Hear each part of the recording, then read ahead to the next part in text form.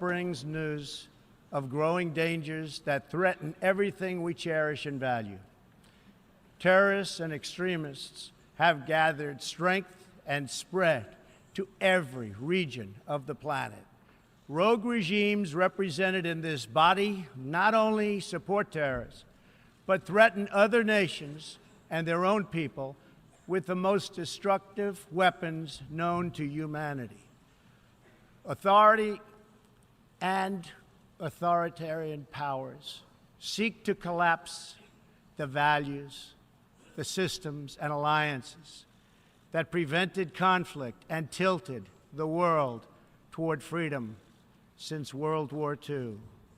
International criminal networks traffic drugs, weapons, people, forced dislocation and mass migration, threaten our borders, and new forms of aggression exploit technology to menace our citizens.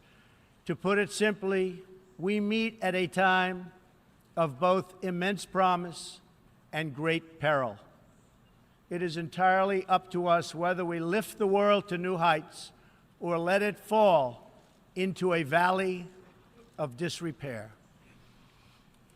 We have it in our power, should we so choose, to lift millions from poverty, to help our citizens realize their dreams, and to ensure that new generations of children are raised free from violence, hatred, and fear.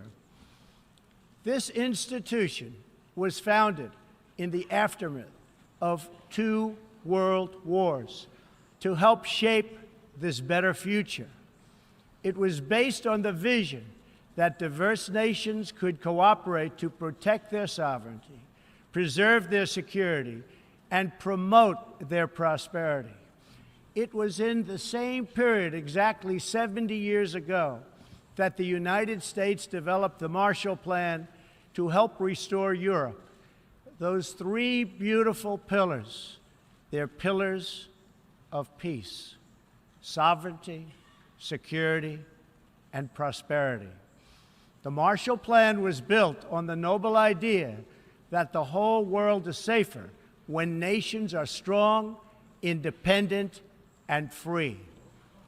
As President Truman said in his message to Congress at that time, our support of European recovery is in full accord with our support of the United Nations.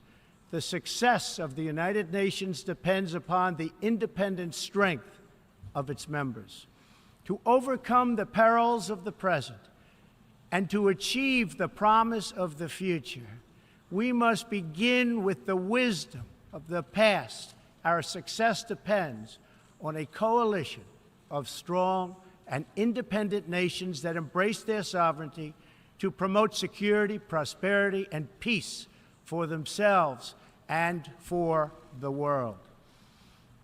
We do not expect diverse countries to share the same cultures, traditions, or even systems of government, but we do expect all nations to uphold these 2 core sovereign duties: to respect the interests of their own people and the rights of every other sovereign nation. This is the beautiful vision of this institution, and this is the foundation for cooperation and success. Strong sovereign nations let diverse countries with different values, different cultures, and different dreams not just coexist, but work side by side on the basis of mutual respect. Strong sovereign nations let their people take ownership of the future and control their own destiny. And strong sovereign nations allow individuals to flourish in the fullness of the life intended by God. In America, we do not seek to impose our way of life on anyone, but rather to let it shine as an example for everyone to watch. This week gives our country a special reason to take pride in that example.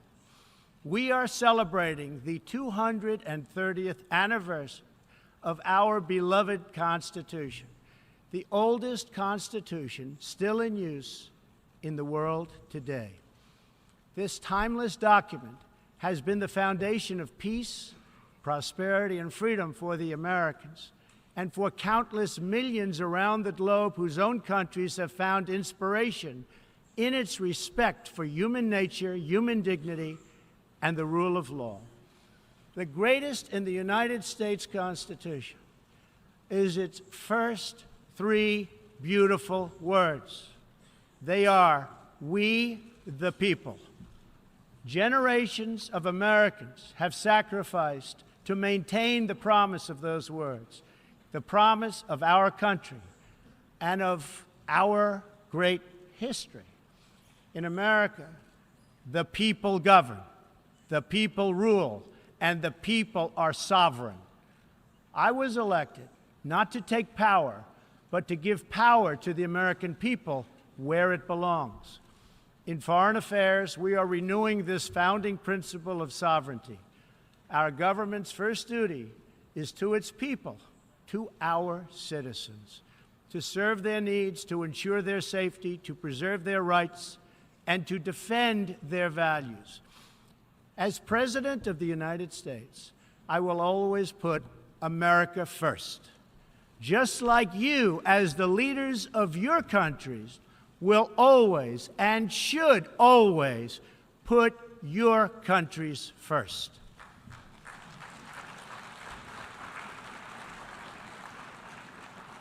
All responsible leaders have an obligation to serve their own citizens, and the nation-state remains the best vehicle for elevating the human condition.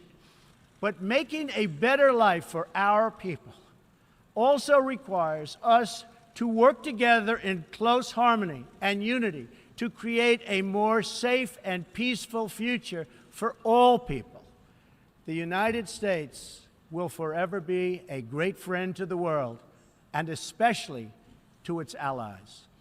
But we can no longer be taken advantage of or enter into a one-sided deal where the United States gets nothing in return. As long as I hold this office, I will defend America's interests above all else. But in fulfilling our obligations to our own nations, we also realize that it's in everyone's interest to seek a future where all nations can be sovereign, prosperous, and secure. America does more than speak for the values expressed in the United Nations Charter. Our citizens have paid the ultimate price to defend our freedom and the freedom of many nations represented in this great hall. America's devotion is measured on the battlefields where our young men and women have fought and sacrificed alongside of our allies. From the beaches of Europe to the deserts of the Middle East to the jungles of Asia.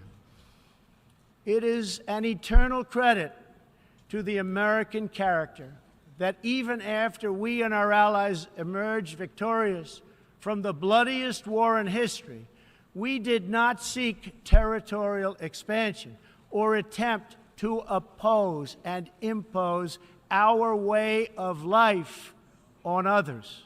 Instead, we helped build institutions such as this one to defend the sovereignty, security, and prosperity for all. For the diverse nations of the world, this is our hope. We want harmony and friendship, not conflict and strife. We are guided by outcomes, not ideology. We have a policy of principled realism rooted in shared goals, interests, and values. That realism forces us to confront a question facing every leader and nation in this room. It is a question we cannot escape or avoid. We will slide down the path of complacency, numb to the challenges, threats, and even wars that we face. Or do we have enough strength and pride to confront those dangers today so that our citizens can enjoy peace and prosperity tomorrow. If we desire to lift up our citizens, if we aspire to the approval of history, then we must fulfill our sovereign duties to the people we faithfully represent. We must protect our nations, their interests, and their futures. We must reject threats to sovereignty from the Ukraine to the South China Sea. We must uphold respect for law, respect for borders, and respect for culture, and the peaceful engagement these allow. And just as the founders of this body intended, we must work together and confront together those who threaten us with chaos, turmoil, and terror. The scourge of our planet today is a small group of rogue regimes that violate every principle on which the United Nations is based.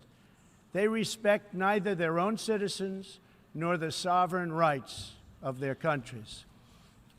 If the righteous many do not confront the wicked few, then evil will triumph. When decent people and nations become bystanders to history, the forces of destruction only gather power and strength. No one has shown more contempt for other nations and for the well-being of their own people than the depraved regime in North Korea. It is responsible for the starvation deaths of millions of North Koreans and for the imprisonment, torture, killing, and oppression of countless more. We were all witness to the regime's deadly abuse when an innocent American college student, Otto Warmbier, was returned to America only to die a few days later. We saw it in the assassination of the dictator's brother using banned nerve agents in an international airport. We know it kidnapped a sweet 13-year-old Japanese girl from a beach in her own country to enslave her as a language tutor for North Korea's spies. If this is not twisted enough, now North Korea's reckless pursuit of nuclear weapons and ballistic missiles threatens the entire world with unthinkable loss of human life. It is an outrage that some nations would not only trade with such a regime, but would arm, supply, and financially support a country that imperils the world with nuclear conflict. No nation on earth has an interest in seeing this band of criminals arm itself with nuclear weapons. The United States is ready, willing, and able, but hopefully this will not be necessary. That's what the United Nations is all about. That's what the United Nations is for. Let's see how they do. It is time for North Korea to realize that the denuclearization is its only acceptable future. The United Nations Security Council recently held 2 unanimous 15-0 votes adopting hard-hitting resolutions against North Korea, and I want to thank China and Russia for joining the vote to impose sanctions along with all of the other members of the Security Council. Thank you to all involved. But we must do much more. It is time for all nations to work together to isolate the Kim regime until it ceases its hostile behavior. We face this decision not only in North Korea. It is far past time for the nations of the world to confront another reckless regime, one that speaks openly of mass murder, vowing death to America, destruction to Israel, and ruin for many leaders and nations in this room. The Iranian government masks a corrupt dictatorship behind the false guise of a democracy. It has turned a wealthy country with a rich history and culture into an economically depleted rogue state whose chief exports are violence, bloodshed, and chaos. The longest suffering victims of Iran's leaders are, in fact, its own people. Rather than use its resources to improve Iranian lives, its oil profits go to fund Hezbollah and other terrorists that kill innocent Muslims and attack their peaceful Arab and Israeli neighbors. This wealth, which rightly belongs to Iran's people, also goes to shore up Bashar al-Assad's dictatorship, fuel Yemen's civil war, and undermine peace throughout the entire Middle East. We cannot let a murderous regime continue these destabilizing activities while building dangerous missiles, and we cannot abide by an agreement if it provides cover for the eventual construction of a nuclear program.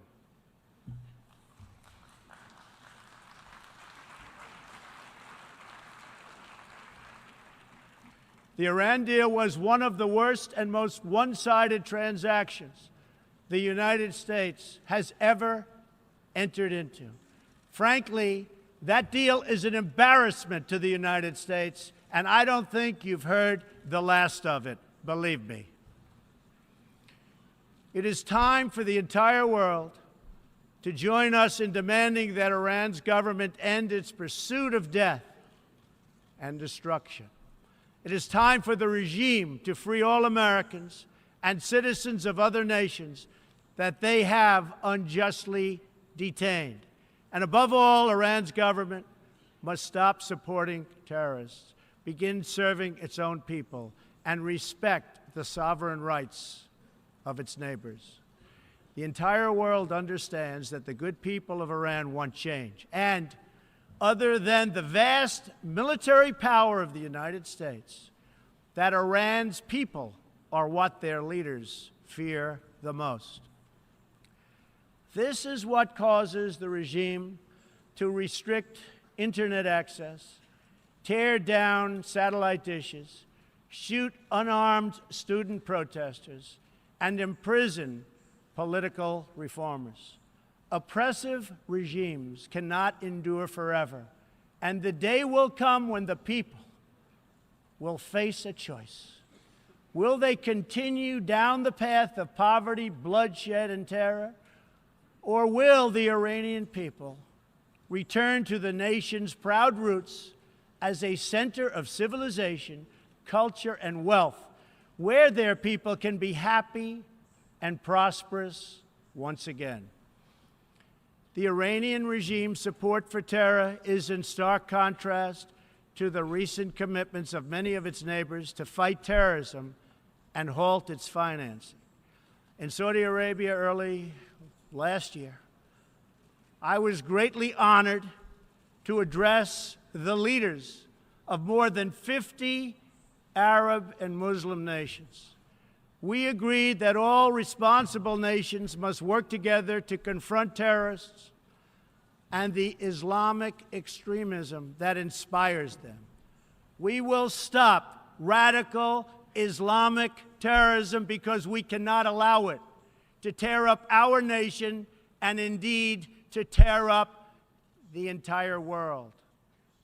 We must deny the terrorists safe haven, transit, funding, and any form of support for their vile and sinister ideology. We must drive them out of our nations. It is time to expose and hold responsible those countries who support and finance terror groups like Al-Qaeda, Hezbollah, the Taliban, and others that slaughter innocent people. The United States and our allies are working together throughout the Middle East to crush the loser terrorists and stop the reemergence of safe havens they use to launch attacks on all of our people. Last month, I announced a new strategy for victory in the fight against this evil in Afghanistan. From now on, our security interests will dictate the length and scope of military operations, not arbitrary benchmarks and timetables set up by politicians. I have also totally changed the rules of engagement in our fight against the Taliban and other terrorist groups. In Syria and Iraq, we have made big gains toward lasting defeat of ISIS. In fact, our country has achieved more against ISIS in the last 8 months than it has in many, many years combined. We seek the de-escalation of the Syrian conflict and a political solution that honors the will of the Syrian people. The actions of the criminal regime of Bashar al-Assad, including the use of chemical weapons against his own citizens, even innocent children, shock the conscience of every decent person. No society can be safe if banned chemical weapons are allowed to spread. That is why the United States carried out a missile strike on the airbase that launched the attack. We appreciate the efforts of the United Nations agencies that are providing vital humanitarian assistance in areas liberated from ISIS, and we especially thank Jordan, Turkey, and Lebanon for their role in hosting refugees from the Syrian conflict. The United States is a compassionate nation and has spent billions and billions of dollars in helping to support this effort. We seek an approach to refugee resettlement that is designed to help these horribly treated people and which enables their eventual return to their home countries to be part of the rebuilding process. For the cost of resettling one refugee in the United States, we can assist more than 10 in their home region. Out of the goodness of our hearts, we offer financial assistance to hosting countries in the region, and we support recent agreements of the G20 nations that will seek to host refugees as close to their home countries as possible. This is the safe, responsible, and humanitarian approach. For decades, the United States has dealt with migration challenges here in the Western Hemisphere. We have learned that over the long term, uncontrolled migration is deeply unfair to both the sending and the receiving countries. For the sending countries, it reduces domestic pressure to pursue needed political and economic reform and drains them of the human capital necessary to motivate and implement those reforms. For the receiving countries, the substantial costs of uncontrolled migration are borne overwhelmingly by low-income citizens whose concerns are often ignored by both media and government. I want to salute the work of the United Nations in seeking to address the problems that cause people to flee from their homes. The United Nations and African Union led peacekeeping missions to have invaluable contributions in stabilizing conflicts in Africa. The United States continues to lead the world in humanitarian assistance, including famine prevention and relief in South Sudan, Somalia, and northern Nigeria and Yemen. We have invested in better health and opportunity all over the world through programs like PEPFAR, which funds AIDS relief, the President's Malaria Initiative, the Global Health Security Agenda, the Global Fund to End Modern Slavery, and the Woman Entrepreneurs Finance Initiative, part of our commitment to empowering women all across the globe. We also thank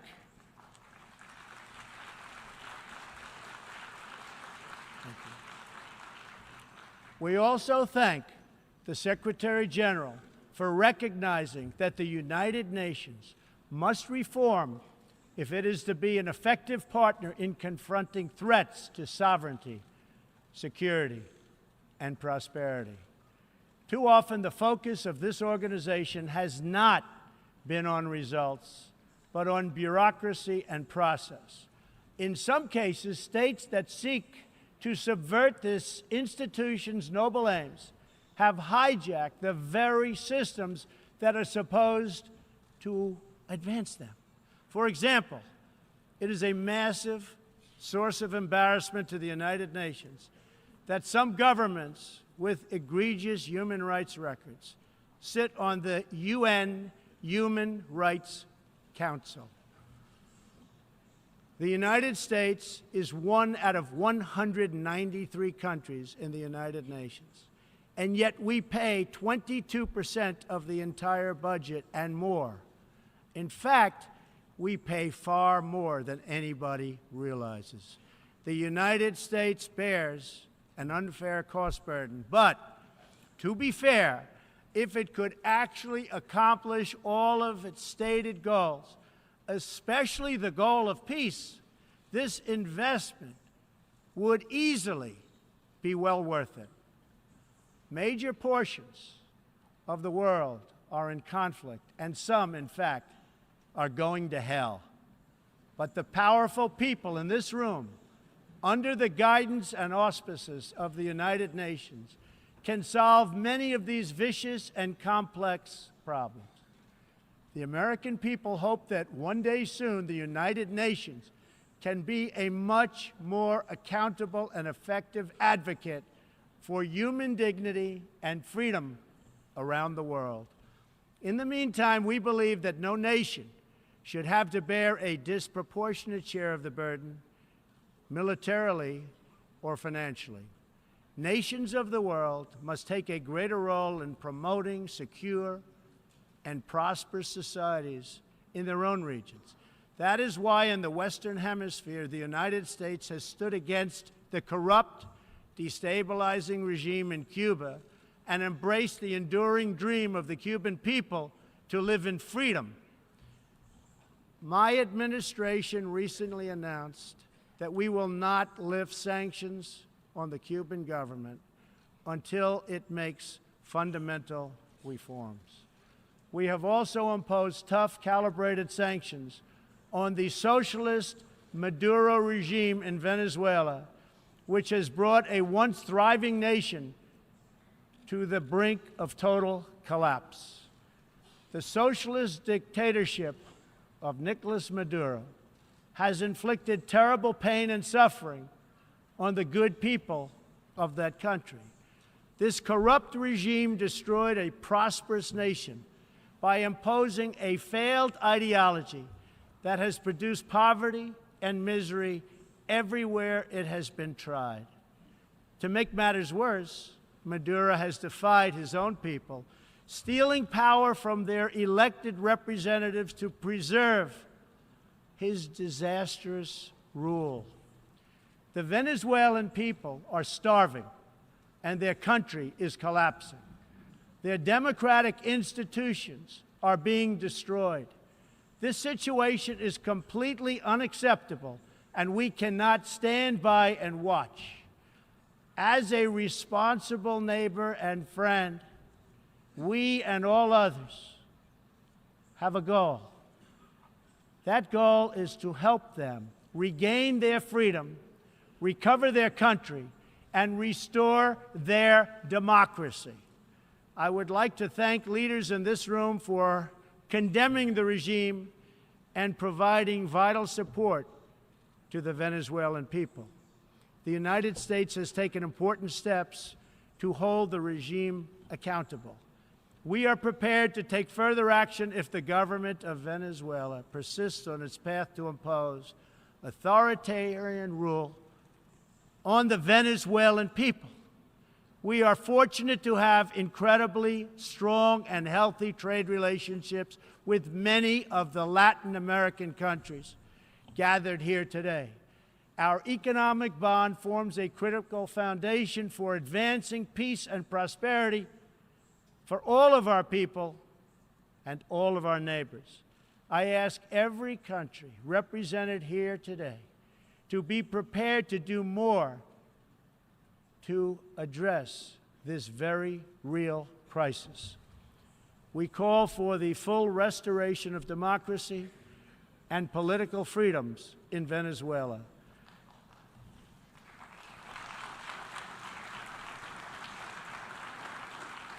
The problem in Venezuela is not that socialism has been poorly implemented, but that socialism has been faithfully implemented.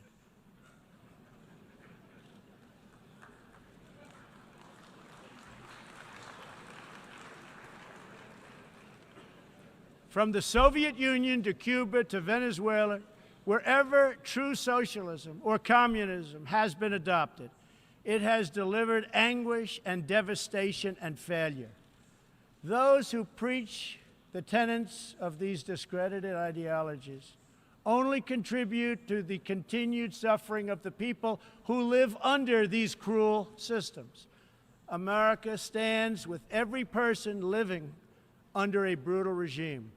Our respect for sovereignty is also a call for action. All people deserve a government that cares for their safety, their interests, and their well-being, including their prosperity. In America, we seek stronger ties of business and trade with all nations of goodwill. But this trade must be fair and it must be reciprocal. For too long, the American people were told that mammoth multinational trade deals, unaccountable international tribunals, and powerful global bureaucracies were the best way to promote their success. But as those promises flowed, millions of jobs vanished and thousands of factories disappeared.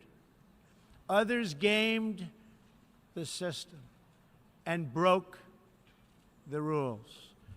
And our great middle class, once the bedrock of American prosperity, was forgotten and left behind.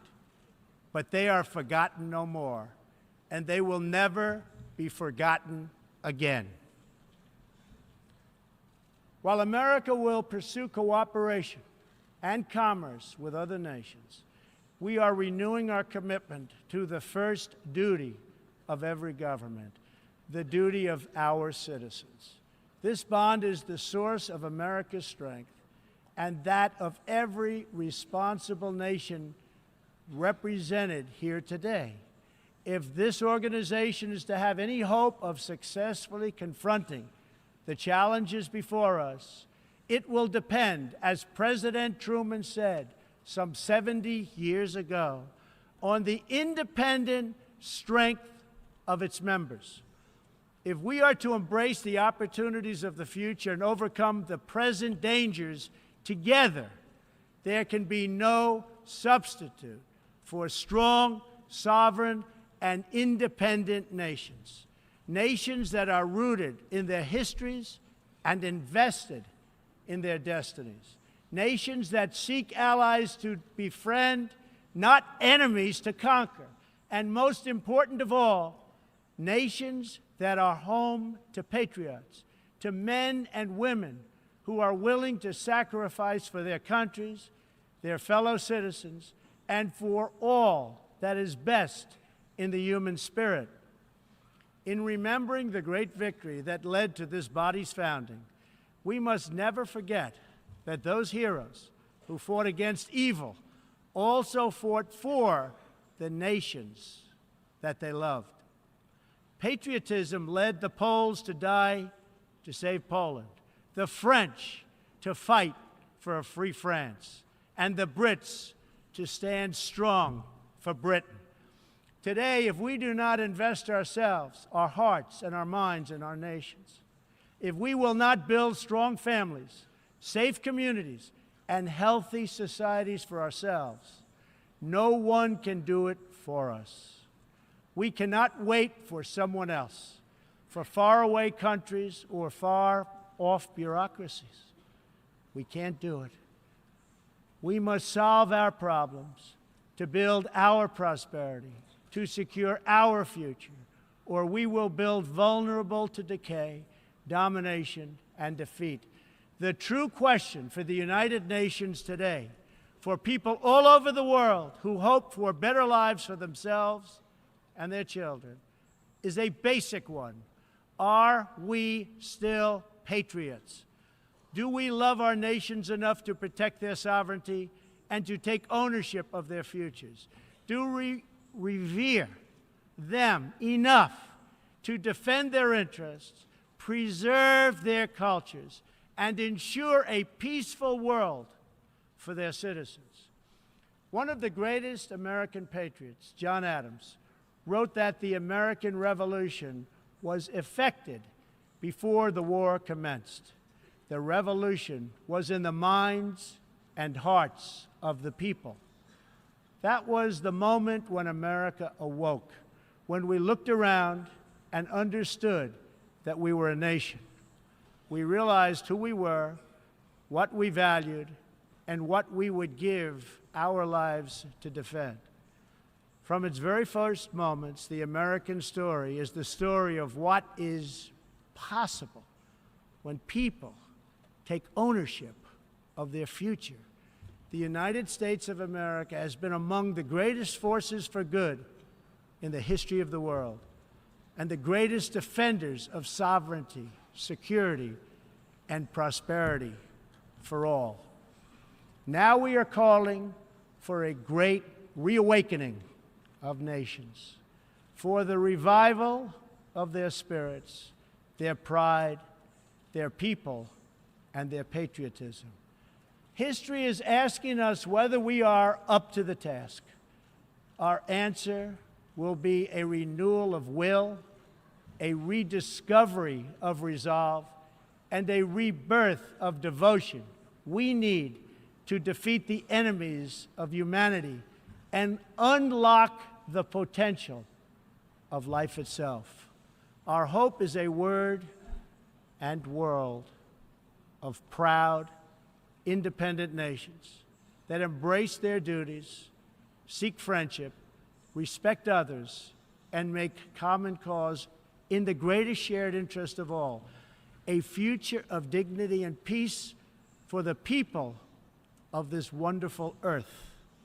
This is the true vision of the United Nations, the ancient wish of every people, and the deepest yearning that lives inside every sacred soul.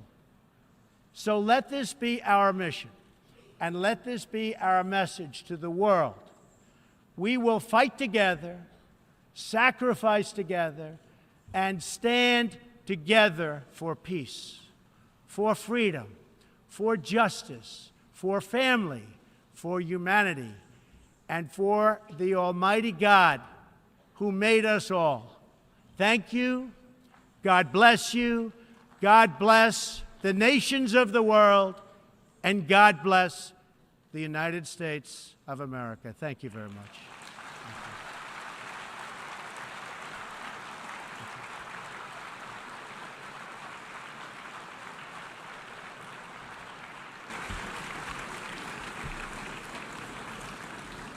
On behalf of the General Assembly, I wish to thank the President of the United States of America for the statement just made. May I request representatives to remain seated while we greet the President, after which the meeting will stand suspended for 5 minutes before resuming to hear the next speaker.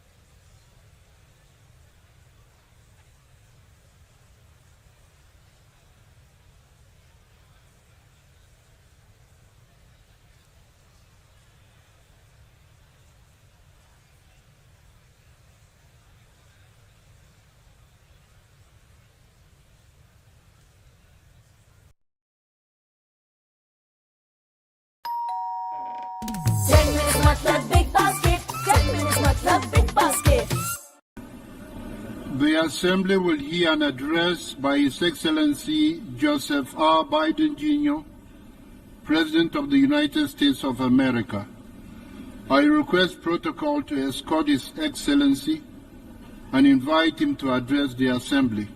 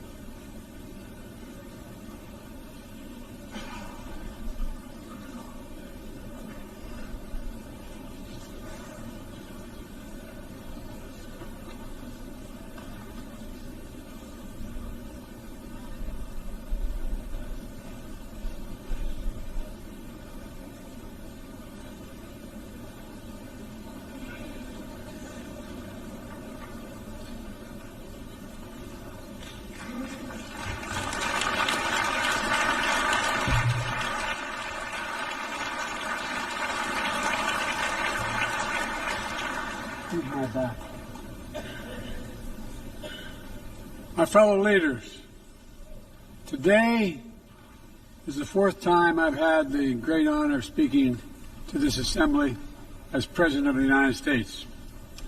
It'll be my last. I've seen a remarkable sweep of history. I was first elected to office in the United States of America as a U.S. Senator in 1972. Now, I know I look like I'm only 40. I know that. I was 29 years old. Back then, we were living through an inflection point, a moment of tension and uncertainty. The world was divided by the Cold War. The Middle East was headed toward war. America was at war in Vietnam. At that point, the longest war in America's history. Our country was divided and angry, and there were questions about our staying power and our future. But even then, I entered public life not out of despair, but out of optimism. The United States and the world got through that moment. It wasn't easy or simple without significant setbacks. But we go on to reduce the threat of nuclear weapons through arms control, and then go on to bring the Cold War itself to an end. Israel and Egypt went to war, but then forged a historic peace. We ended the war in Vietnam. The last year in Hanoi, I met with the Vietnamese leadership. We elevated our partnership to the highest level. It's a testament to the resilience of the human spirit and the capacity for reconciliation. That today the United States and Vietnam are partners and friends. And it's proof that even from the horrors of war, there's a way forward. Things can get better. We should never forget that. I've seen that throughout my career. In the 1980s, I spoke out against apartheid in South Africa. And then I watched the racist regime fall. In the 1990s, I worked to hold Milosevic accountable for war crimes. He was held accountable. At home, I wrote and passed the Violence Against Women Act to end the scourge of violence against women and girls, not only in America, but across the world, as many of you have as well. But we have so much more to do, especially against rape and sexual violence as weapons of war and terror. We were attacked on 9/11 by al-Qaeda and Osama bin Laden. We brought him justice. Then I came to the presidency at another moment of crisis and uncertainty. I believed America had to look forward. New challenges, new threats, new opportunities were in front of us. We need to put ourselves in a position to see the threats, to deal with the challenges, and to seize the opportunities as well. We need to end the era of war that began on 9/11. As Vice President to President Obama. He asked me to work to wind down the military operations in Iraq, and we did, painful as it was. When I came to office as president, Afghanistan had replaced Vietnam as America's longest war.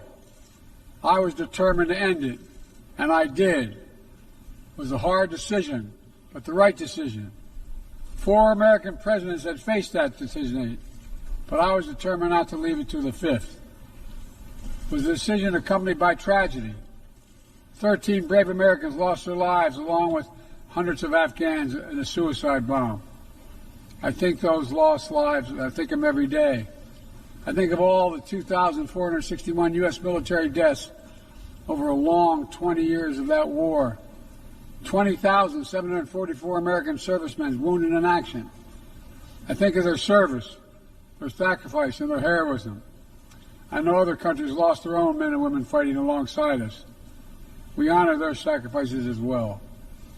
To face the future, I was also determined to rebuild my country's alliances and partnerships to a level not previously seen. We did just that, from traditional treaty alliances to new partnerships like the Quad with the United States, Japan, Australia, and India. I know many look at the world today and see difficulties and react with despair, but I do not. I won't. As leaders, we don't have the luxury. I recognize the challenges from Ukraine to Gaza to Sudan and beyond.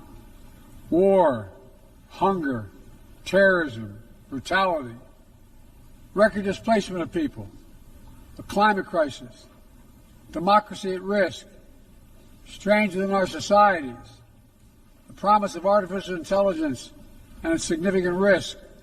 The list goes on. But maybe because all I've seen and all we have done together over the decades, I have hope. I know there is a way forward. In 1919, the Irish poet William Butler Yeats described a world, and I quote, "where things fall apart, the center cannot hold, mere anarchy is loosed upon the world," end of quote. Some may say those words describe the world not just in 1919, but in 2024. But I see a critical distinction. In our time, the center has held. Leaders and people from every region and across the political spectrum have stood together, turned the page. We turned the page on the worst pandemic in a century. We made sure COVID no longer controls our lives.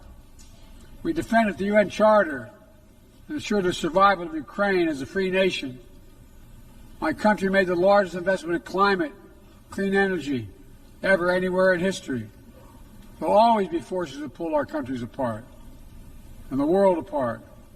Aggression, extremism, chaos, and cynicism. A desire to retreat from the world and go it alone. Our test is to make sure that the forces holding us together are stronger than those that are pulling us apart. That the principles of partnership that we came here each year to uphold can withstand the challenges. That the center holds once again. My fellow leaders, I truly believe we're at another inflection point in world history. For the choices we make today will determine our future for decades to come. Will we stand behind the principles that unite us? Will we stand firm against aggression? Will we end the conflicts that are raging today? Will we take on global challenges like climate change, hunger, and disease? Will we plan now for the opportunities and risk of a revolutionary new technologies? I want to talk today about each of these decisions and the actions, in my view, we must take. To start, each of us in this body has made a commitment to the principles of the UN Charter to stand up against aggression. When Russia invaded Ukraine, we could have stood by and merely protested. But Vice President Harris and I understood that that was an assault on everything this institution is supposed to stand for. And so, my direction, America stepped into the breach, providing massive security and economic and humanitarian assistance. Our NATO allies and partners in 50-plus nations stood up as well. But most importantly, the Ukrainian people stood up. I asked the people of this chamber to stand up for them. The good news is Putin's war has failed and at his core aim. He set out to destroy Ukraine, but Ukraine is still free. He set out to weaken NATO, but NATO is bigger, stronger, more united than ever before, with 2 new members, Finland and Sweden. But we cannot let up. The world now has another choice to make. Will we sustain our support to help Ukraine win this war and preserve its freedom, or walk away and let aggression be renewed and a nation be destroyed? I know my answer. We cannot grow weary. We cannot look away. And we will not let up on our support for Ukraine. Not until Ukraine wins a just and durable peace in the UN Charter.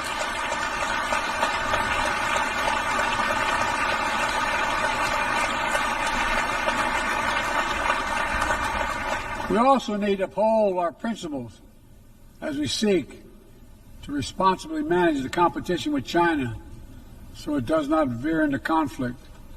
We stand ready to cooperate on urgent challenges for the good of our people and the people everywhere. We recently resumed cooperation with China to stop the flow of deadly synthetic narcotics.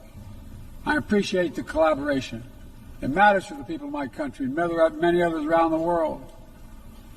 On matters of conviction, the United States is unabashed, pushing back against unfair economic competition, against military coercion of other nations in the South China Sea, and maintaining peace and stability across the Taiwan Straits, and protecting our most advanced technologies so they cannot be used against us or any of our partners. At the same time, we're going to continue to strengthen our network of alliances and partnerships across the Indo-Pacific. These partnerships are not against any nation. They're building blocks for a free, open, secure, and peaceful Indo-Pacific. We're also working to bring greater measure of peace and stability in the Middle East. The world must not flinch from the horrors of October 7th. Any country would have the right and responsibility to ensure that such an attack can never happen again. Thousands of armed Hamas terrorists invaded a sovereign state, slaughtering and massacring more than 1,200 people, including 46 Americans, in their homes and at a music festival. Despicable acts of sexual violence, 250 innocents taken hostage. I've met with the families of those hostages. I've grieved with them. They're going through hell. Innocent civilians in Gaza are also going through hell. Thousands and thousands killed, including aid workers. Too many families dislocated, crowding into tents, facing a dire humanitarian situation. They did not ask for this war that Hamas started. I put forward with Qatar and Egypt a ceasefire and hostage deal. It's been endorsed by the UN Security Council. Now is the time for the parties to finalize its terms, bring the hostages home, and secure security for Israel and Gaza free of Hamas grip, ease the suffering in Gaza, and end this war. On October 7th,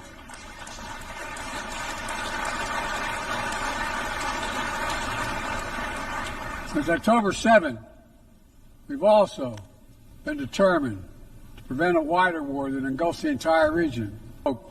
During the October 7th attack, launching rockets into Israel. Almost a year later, too many on each side of the Israeli-Lebanon border remain displaced.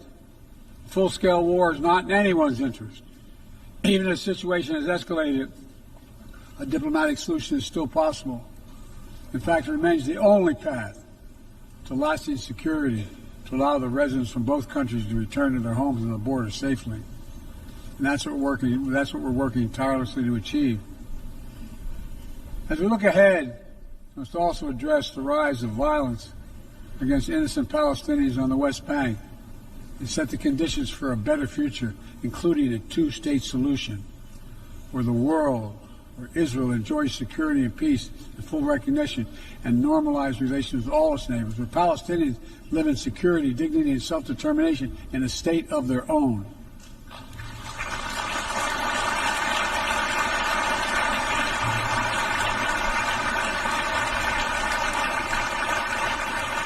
Progress toward peace will put us in a stronger position to deal with the ongoing threat posed by Iran. Together we must deny oxygen to its terrorist proxies, which have called for more October 7th and ensure that Iran will never, ever obtain a nuclear weapon. Gaza is not the only conflict that deserves our outrage.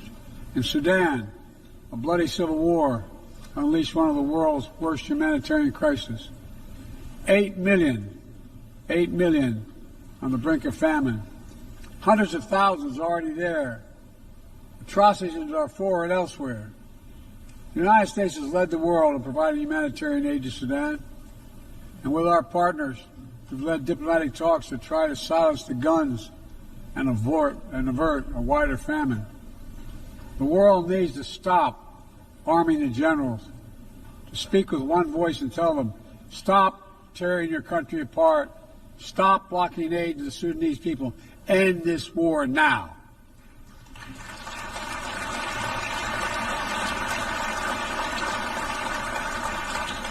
But people need more than the absence of war. They need a chance to live in dignity.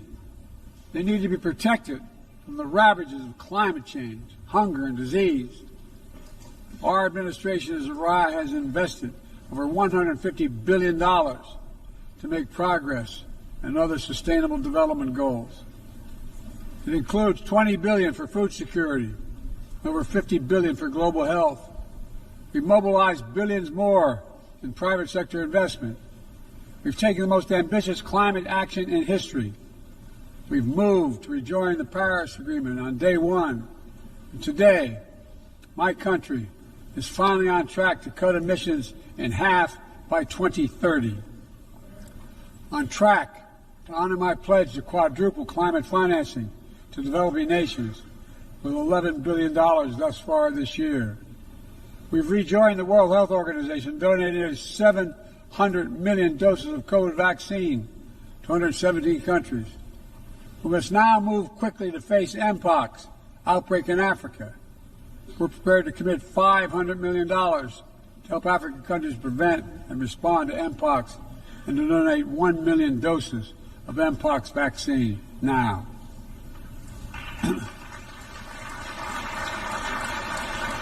We call on our partners to match our pledge and make this $1 billion commitment to the people of Africa. Beyond the core necessities of food and health, the United States, the G7, and our partners have embarked on an ambitious initiative to mobilize and deliver significant finance to the developing world. We're working to help countries build out their infrastructure, to clean energy transition, to their digital transformation, to lay new economic foundations for a prosperous future. It's called the Partnership for Global Infrastructure and Investment. We've already started to see the fruits of this emerge in Southern Africa and Southeast Asia and in the Americas. We have to keep it going. I want to get things done together. In order to do that, we must build a stronger, more effective, and more inclusive United Nations. The UN needs to adapt and bring new voices and new perspectives. That's why we support reforming and expanding the membership of the UN Security Council.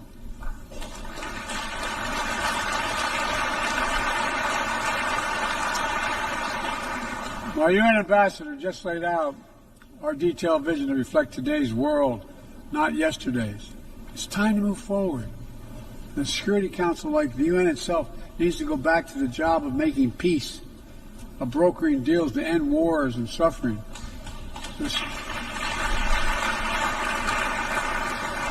to stop the spread of the most dangerous weapons, of stabilizing troubled regions in East Africa, from East Africa to Haiti, to Kenya-led mission that's working alongside the Haitian people to turn the tide. We also have a responsibility to prepare our citizens for the future. We'll see more technological change, I argue, in the next 2 to 10 years we have in the last 50 years. Artificial intelligence is going to change our ways of life, our ways of work, and our ways of war. It could usher in scientific progress at a pace never seen before, and much of it could make our lives better. But AI also brings profound risks, from deep fakes to disinformation, to novel pathogens, to bioweapons. We've worked at home and abroad to define the new norms and standards. This year, we achieved the first ever General Assembly resolution on AI to start developing global rules of the road. We also announced a declaration on the responsible use of AI, joined by 60 countries in this chamber. But let's be honest, this is just the tip of the iceberg, what we need to do to manage this new technology. Nothing is certain about how AI will evolve or how it will be all the answers. My fellow leaders, it's with humility I offer two questions.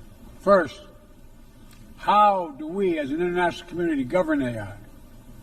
As countries and companies race to uncertain frontiers, we need an equally urgent effort to ensure AI's safety, security, and trustworthiness. As AI grows more powerful, it also must grow more responsive to our collective needs and values. Benefits of all must be shared equitably. It should be harnessed to narrow, not deepen, digital divides. Second, will we ensure that AI supports rather than undermines the core principles that human life has value and all humans deserve dignity? We must make certain that the awesome capabilities of AI will be used to uplift and empower everyday people, not to give dictators more powerful shackles on the human spirit. In the years ahead, there may well be no greater test of our leadership than how we deal with AI. Let me close with this. Even as we navigate so much change, one thing must not change. We must never forget who we're here to represent. We, the people. These are the first words of our Constitution, the very idea of America. They inspired the opening words of the UN Charter. I made the preservation of democracy the central cause of my presidency. This summer, I faced a decision whether to seek a second term as president. It was a difficult decision. Being president has been the honor of my life. There's so much more I want to get done. As much as I love the job, I love my country more. I decided after 50 years of public service, it's time for a new generation of leadership to take my nation forward. My fellow leaders, let us never forget, some things are more important than staying in power. It's your people.